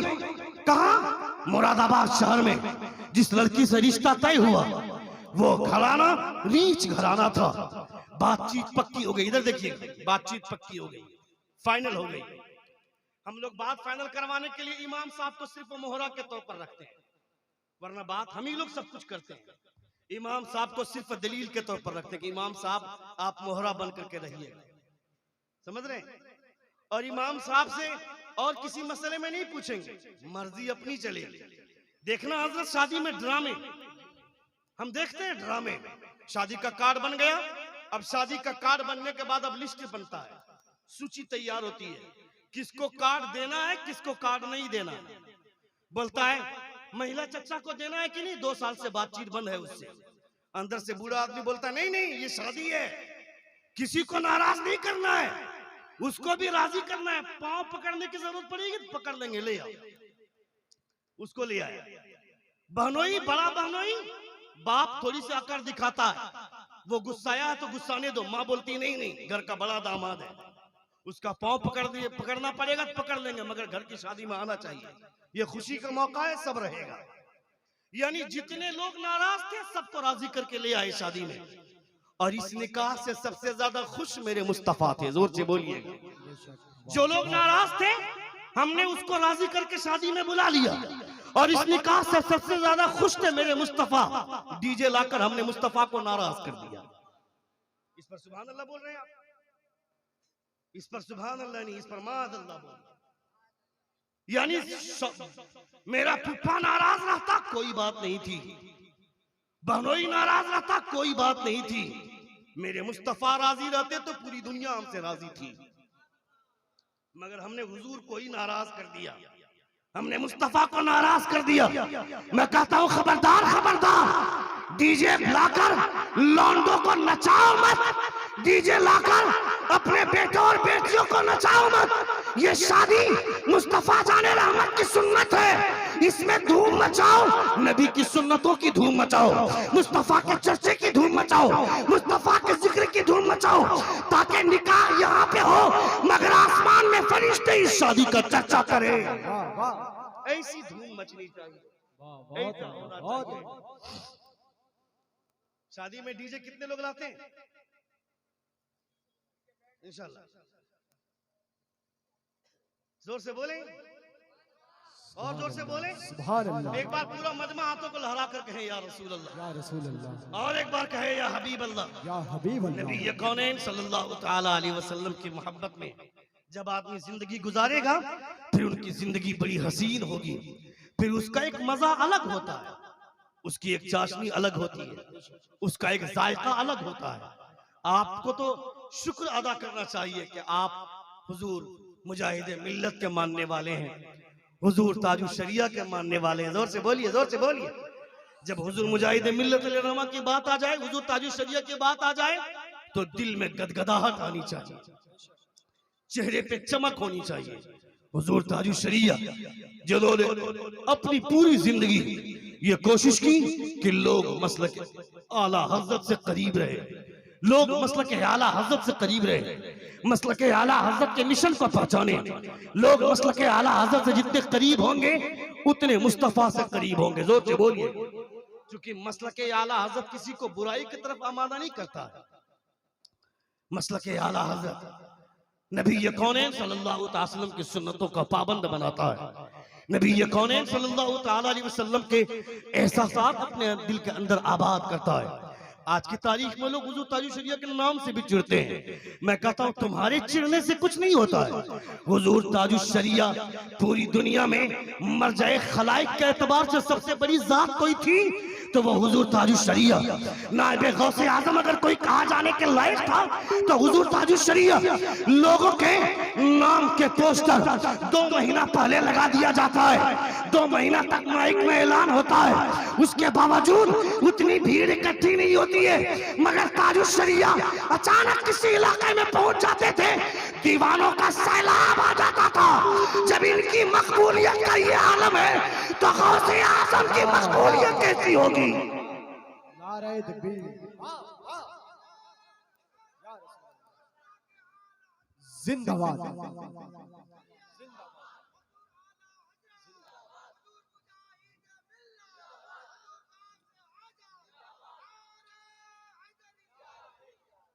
अब तो पीरों का झगड़ा चला हुआ है, पीरों की लड़ाई चली हुई है। हर मुरीद बोलता है कि मेरा पीर अच्छा है, वो बोलता है मेरा पीर अच्छा है, वो बोलता है मेरा पीर अच्छा है। और कौन जन्नत में जाएगा कोई गारंटी नहीं है। सब बोलते हैं कि मेरा पीर हमको ले जाएगा, हमारा पीर हमको ले जाएगा। हम बोलते हैं हमारा पीर ही जन्नत में जाएगा कि नहीं, कोई गारंटी नहीं है। और सब पीरों की लड़ाई में लड़े हुए हैं। पीर साहब आ गए मोहल्ले में तो तलवार चाटने लगे, पीर साहब के पीछे पीछे घूमने लगे। मगर 2 साल से माँ से बात नहीं हो रही है, उसको राजी कौन करेगा। मैं कहता हूँ पीर साहब का हाथ नहीं चूमोगे चलेगा, मगर अपने माँ के तलवे को चूम, खुदा राजी हो जाएगा, मुस्तफा राजी हो जाएंगे। मेरे पीर मुझसे राजी रहे, मगर उससे पहले मेरी माँ मुझसे राजी हो जाए। हमारे लिए हमारा सबसे बड़ा मुर्शिद मेरी माँ है। जोर से बोलिए, जोर से बोलिए। हमारे लिए सबसे बड़ा पीर मेरी माँ है। उनके अंदर शरीयत की समझ अगरचे नहीं है, मगर मेरी माँ का एहतराम बहुत ज्यादा है, मेरी माँ की इज्जत बहुत ज्यादा है। हम अपने इमाम साहब की इज्जत नहीं करेंगे, अपने इमाम का वकार नहीं समझेंगे, अपने इमाम को वैल्यू नहीं देंगे। और बाहर से कोई आलिम आ जाएगा उसके पीछे लगे हुए, चाय चाहिए कि ठंडा, खाना में क्या खाएंगे, रोटी खाएंगे कि बिरयानी, पुलाव खाएंगे कि क्या खाएंगे, और अपने इमाम साहब को पूछते नहीं है। मैं कहता हूँ बाहर वालों की भी इज्जत होनी चाहिए और अपने इमाम की भी इज्जत होनी चाहिए, इसलिए कि इमाम का एहतराम बहुत ज्यादा है। मेहमान का भी ख्याल रखो, इमाम का भी ख्याल रखो, ताकि मेरे मुस्तफा खुश हो जाए, मुस्तफा की वजह से खुदा खुश हो जाए। मैंने देखा उड़ीसा में, बल्कि उड़ीसा में क्या पूरे हिंदुस्तान में ये बीमारी चली हुई, इमाम की इज्जत नहीं करने के हवाले से। ये पूरे हिंदुस्तान में ये बीमारी चली हुई। हमारे यहाँ एक आदमी है, आकर के बोलता है इमाम साहब ये लाइट कैसे चल रही है, ये पंखा कैसे चल रहा है। इमाम तेरे बाप का नौकर है, इमाम लाइट बंद करेगा, इमाम पंखा बंद करेगा, सीढ़ी के पास झाड़ू नहीं लगाई गई।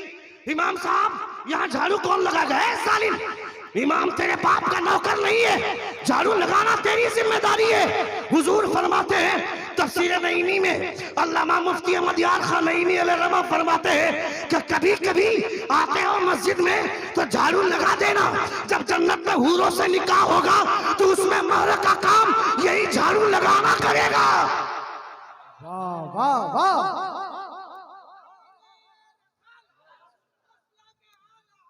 जिंदाबाद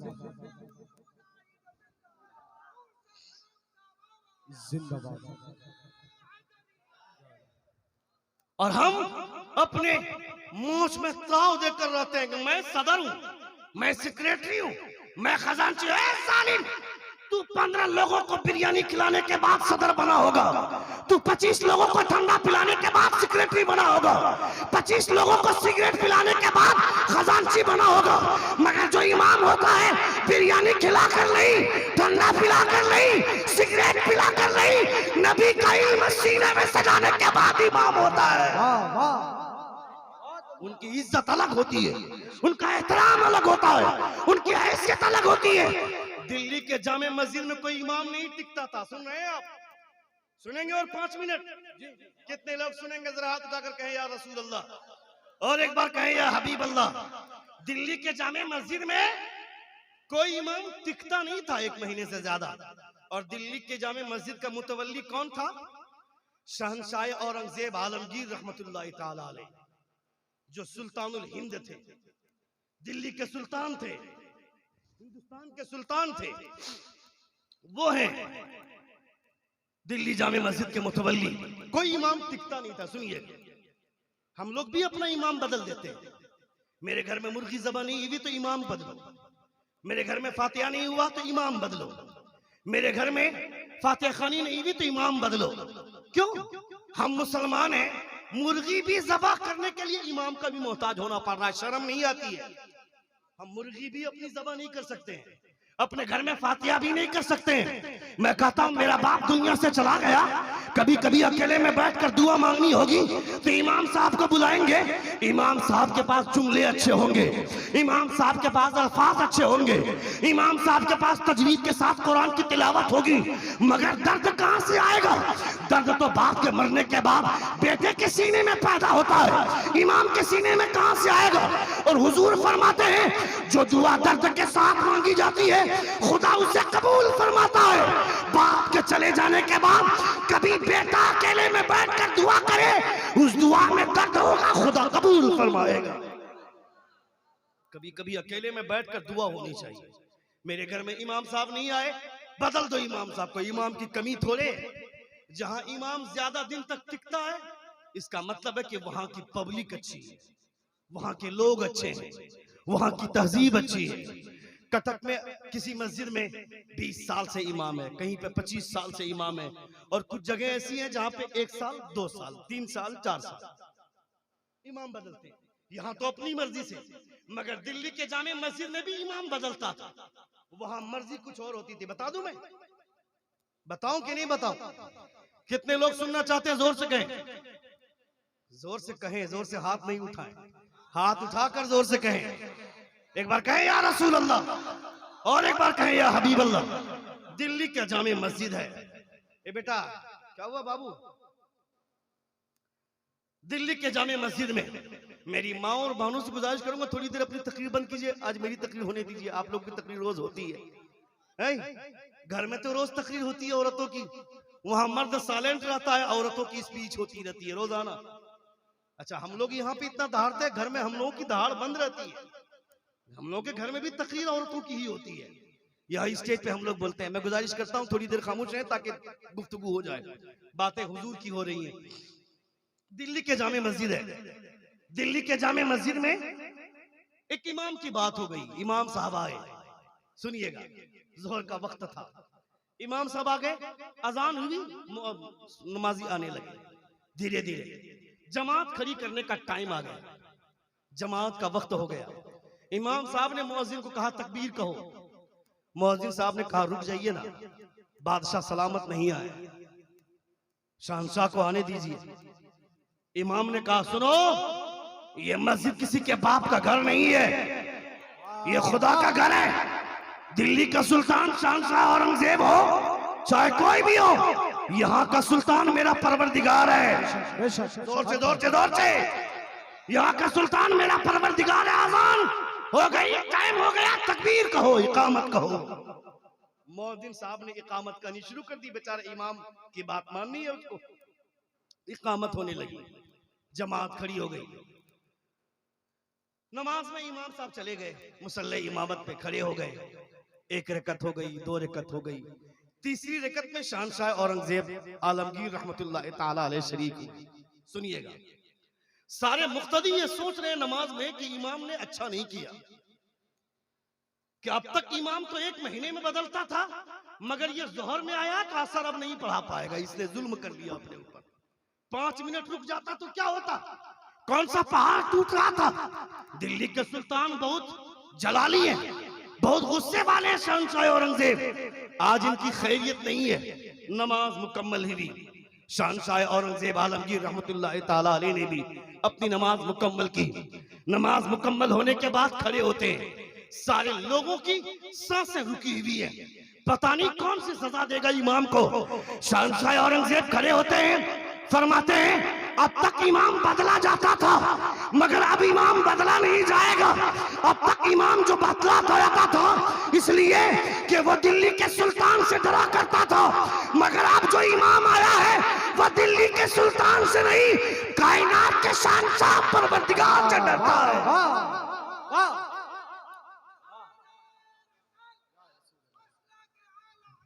जिंदाबाद, वाह वाह, या माशरल जिन्नि वल इंसी इन इस्तताअतुम अन तनफुदू मिन अक़तारिस समावाति वल अर्द फनफुदू ला तनफुदून इल्ला बिसुल्तान। ऐ जिन्नात और इंसान के गिरोह, तू भागना चाहेगा कहां भागेगा? जहां भागेगा अपना सुल्तान मुझी को पाएगा। जोर से बोलिएगा, हमारा सुल्तान कौन? हमारा सुल्तान सलमान खान नहीं है, बेवकूफ कहीं का। कौन है वो सलमान खान? मुसलमानों के नाम पर कलंक का बदनुमा था। अभी एक पठान मूवी आ गई तो उसके पीछे सारे छोकरे भाने लगे। वो पठान तेरी किस्मत नहीं चमकाएगा। तेरी किस्मत अगर कोई पठान चमकाएगा तो बहैर से आने वाला पठान जो सौदागरान का सुल्तान बरेली का अहमद रजा खान है। नारे तकबीर, नारे रिसालत, मसलके आला हजरत। नारे तकबीर, नारे तकबीर, नारे रिसालत, मसलके आला हजरत। तरफ बाबा, तरफ बाबा, नारे तकबीर। जो कोठों पे बैठकर अपने हुस्न की नीलामी करने वाली वो लड़की तुझे जन्नत में नहीं ले जाएगी। जो बरहना होकर पूरी दुनिया को दिखाती है। आज की लड़कियां जो टिकटॉक में वीडियो बनाती हैं, इन बॉलीवुड के अदाकाराओं को देखकर ये अपने जिस्म से कपड़े उतार रही हैं। मुसलमानों की बेटियां भी कपड़े उतार रही है।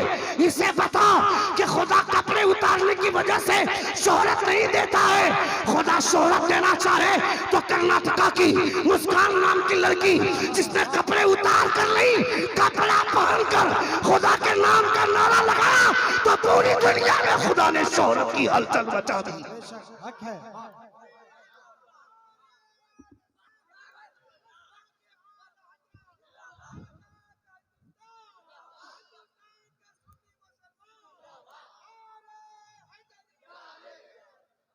तुम्हें भागना चाहिए तो बहैज का पठान जो सौदागरान का मालिक है, जोर से बोलिए, जो हम अहले सुन्नत वल जमात का ताजदार है, इमाम अहमद रजा खान बरेलवी, जिन्होंने हमारे इश्क और ईमान की शमा को जलाया, ऐसा जलाया कि अब तक वो शमा रोशन है हमारे सीनों में। जोर से बोलिए, जोर से बोलिए, जोर से बोलिए। नबी कौनैन सल्लल्लाहु तआला अलैहि वसल्लम के चाहने वाले हजरत शहंशाह औरंगजेब आलमगीर फरमाते, अब तक इमाम बदला जाता था मगर अब इमाम नहीं बदला जाएगा, इसलिए कि अब तक जो इमाम था वो मुझसे डरता था मगर अब जो इमाम आया है मुझे पैदा करने वाले खुदा से डरा करता है। मैं अपने तमाम अइम्मा मसाजिद से गुजारिश करूंगा, किसी सदर और सेक्रेटरी से डरने की जरूरत नहीं है। मैंने तो अपने सेक्रेटरी को जोबरा में चाबी का गुच्छा फेंक कर मारा था, बाबू मौजूद है। मैंने सेक्रेटरी को चाबी का गुच्छा फेंक कर मारा था। मैंने कहा तेरी हैसियत क्या है मेरे सामने बात करने की? तेरे जैसे कितने बड़े रईस ज़ादे हैं जो मेरा तलवा चाटने के भी बराबर नहीं है। तू सेक्रेटरी बना है तो हमारी वजह से बना है, मगर मैं इमाम बना हूं तो मुस्तफा की वजह से बना हूं। हक है। वाह। इसलिए मेरी इज्जत तुम्हारे लिए लाजमी नहीं है मगर तेरे लिए मेरी इज्जत लाजमी है। मैं मुस्तफा के जो काम करते थे मेरे मुस्तफा, वो काम करने के लिए खुदा ने मुझे मामूल किया। मैं यहाँ वाले नहीं समझे कि मैं यहाँ वाले को बोल रहा हूँ, समझ रहे हैं आप? मैं पूरी दुनिया की बात कर रहा हूँ, पूरे हिंदुस्तान की बात कर रहा हूँ। अल्लाह रब्बुल इज्जत की पनाह खुदा हम तमामों को अपने समाज में सुधार करने की तौफीक अता फरमाए। मेरी आखिरी बात में पेश करता हूँ, तकरीर खत्म हो जाएगी। आपने तकरीबन 1 घंटे 25 मिनट की गुफ्तगू आपने सुन ली, अल्हम्दुलिल्लाह। एक बार जोर से कहें या रसूलुल्लाह। मेरी आखिरी बात 2 से 3 मिनट की। नौजवान लड़के की शादी की बात पक्की हो गई अमीर घराने में। मेरी यही से बात फैली थी, इसको मुकम्मल कर देता हूँ, इसको मुकम्मल कर देता हूँ। एक बार जोर से कहें या रसूलुल्लाह और एक बार कहें या हबीब अल्लाह। नौजवान लड़कों का ये रंग, ये चिश्तिया रंग, उस जालिम ने बेशरम रंग का हंगामा मचाया। मैंने कहा जिस जाफरानी रंग को तुम बेशरम बोलते हो, ये हमारा चिश्तिया रंग है। ये रंग बहुत पुराना है, इस रंग से हमारा लगाव है। इसलिए रंग किसी का जागीर नहीं, रंग तो दुनिया में बनाए जाने वाले लोग हैं, मगर असली रंग जो होता है वो इश्क का रंग होता है, मुस्तफा की मोहब्बत का रंग होता है, मुस्तफा की मोहब्बत का रंग होता है। खुदा सलामत रखे इन तमाम नौजवानों को और तमाम बाशिंदगाने खीर पदा को और तमाम जायरीन को अल्लाह रब्बुल इज्जत सलामत रखे। एक आखिरी बात, नौजवान लड़का था, उसकी शादी की बात पक्की हो गई मुरादाबाद में, रीच घराने में। लड़की के घराने से बातचीत पक्की हो गई। अचानक एक दिन लड़की का बाप आता है, सुनिएगा, लड़की का बाप आकर लड़के के बाप से बोलता है तेरे बेटे की हाइट अच्छी है, तेरे बेटे की लुक अच्छा है, गुड लुकिंग है, हैंडसम है, चार्मिंग है, गॉर्जियस है, गॉर्जियस है, सब कुछ ठीक है, मगर उसके चेहरे पे जो दाढ़ी है, ये दाढ़ी मेरी बेटी को पसंद नहीं है। यहां सुभान अल्लाह मत बोल। तेरे बेटे के चेहरे पे जो दाढ़ी है, ये दाढ़ी मेरी बेटी को पसंद नहीं है। इसलिए वो जब मेरी बेटी का कहना है कि जब वो दाढ़ी साफ कर देगी तो हम रिश्ता करने के लिए तैयार है। बाप परेशान होने लगा। इसने अपने बेटे के दोस्तों को बुलाया और दोस्तों को बुला करके बोला कि जाओ। वो लड़का आलिमों के साथ उठने बैठने वाला था। जोर से बोलिएगा। आलिमों के साथ उठेगा बैठेगा तो जुमा की नमाज पढ़कर निकलेगा तो वह क्रिकेट की बात नहीं करेगा, शरीयत की बात करेगा। आलिमों के साथ उठना बैठना चाहिए, जाहिलों के साथ नहीं। जैसी सोहबत वैसा तरीका लोग इख्तियार करते हैं। आलिमों के साथ हम नहीं बैठते, आलिमों को देख करके दूर भागते हैं। अपने बच्चों को संवारना चाहिए, अपने बच्चों की तहजीब संवारनी चाहिए, अपने बच्चों की आकिबत संवारनी चाहिए। अपने बच्चों को जितना संवारेंगे, आप दुनिया से चले जाएंगे, आपका बेटा आपकी कब्र पे खड़े होकर फातिहा पढ़ देगा, खुदा उसकी बरकत से आपको जन्नत में महल उतारेगा, आपको जन्नत में जन्नत का महल इंतजाम फरमा देगा आपके लिए खुदा। अगर आप अपने बच्चे को बनाया, अपने बच्चे को पढ़ाया, अपने बच्चे को लिखाया, सुन रहे हैं? अल्लाह रब्बुल इज्जत सलामत रखे। अब नौजवान का बाप परेशान हो गया, उसने अपने बेटे के दोस्तों को बुलाया, कहा सुनो, जाकर तुम्हारे दोस्तों को बोल दो कि इतना अच्छा रिश्ता फिर दोबारा नहीं आएगा, दाढ़ी रखनी है तो बाद में रख लेगा, अभी शादी कर ले। जाकर अपने दोस्तों को समझाओ, ये रीच घराना है, इस घराने का स्टेटस है, लड़की भी अच्छी है, शादी के बाद दाढ़ी रखना होगा तो रख लेगा, अभी दाढ़ी साफ कर दे। नौजवान लड़के ने लड़के की बात सुनकर, लड़के के बाप की बात सुनकर अपने दोस्त के पास गया और जाकर अपने दोस्तों को सारी बात सुनाया। कहा सुनो, तुम्हारा होने वाला ससुर आया था, तेरी बीवी जो बनने वाली है, उस लड़की के बाप ने आकर के कहा तेरे बाप से कि अगर तुम्हारे बेटे की सारी चीज अच्छी है मगर चेहरे पे दाढ़ी अच्छी नहीं लगती है, इसलिए तेरे बाप का कहना है इतना अच्छा रिश्ता फिर दोबारा नहीं आएगा, इसलिए दाढ़ी रखनी है तो शादी के बाद दाढ़ी रख लेगा, अभी दाढ़ी साफ कर ले, शादी कर लेगा उसके बाद दाढ़ी रखेगा तो कोई हर्ज नहीं है। उस जवान लड़के का जवाब सुने, वो जवान लड़का बोलता है अपने दोस्त से कि जाओ और मेरे बाप से जाकर कह दो कि जिंदगी भर गवारा रहना गवारा कर सकता हूँ मगर नबी की सुन्नत को कत्ल करना गवारा नहीं कर सकता। जिंदगी भर गवारा रहना गवारा कर सकता हूँ मगर नबी की सुन्नत को कत्ल करना गवारा नहीं हो सकता है। अल्लाह रब्बुल इज्जत खूब शाद रखे, आप सबों को आबाद रखे। बहुत अच्छा आपने सुना, बहुत अच्छा मजमा लगा। अल्लाह रब्बुल इज्जत आप सबों को सलामत रखे।